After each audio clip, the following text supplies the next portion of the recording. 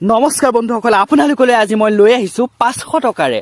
হয় বন্ধুসকল, মাত্ৰ 500 টকাৰে আৰম্ভ কৰিব পৰা এটা খুব সুন্দৰ ব্যৱসায়, যিটো ব্যৱসায় কৰি আপুনি দৈনিক 400 টকাৰ পৰা 40,000 টকা পৰ্যন্ত উপাৰ্জন কৰিব পাৰিব, যিটো নিৰ্ভৰ কৰিব মাত্ৰ আপোনাৰ একাগ্ৰতাৰ ওপৰত। তাৰ আগতে বন্ধুসকল এটা সঁচা কাহিনী কৈ লওঁ। এজন BA পাছ ল'ৰাই মাছ কাটিছিল তিনিআলি মূৰত। তাকে দেখি গাঁৱৰ সকলো লোকে তালৈ আঙুলিয়াই হাঁহিছিল। কিন্তু সেই ল'ৰাজনৰ আজি 3 মহল ঘৰ। 1 কেজি কচ মাছৰ হোলচেল মূল্য মাত্ৰ 120 টকা, আৰু সেই মাছ কেজিকে আপুনি কাটি বেচিলে পাব 200 টকা। দিনটোত 5 কেজি মাছ বিক্ৰী কৰিব পাৰিলেও পাব আপুনি 400 টকা।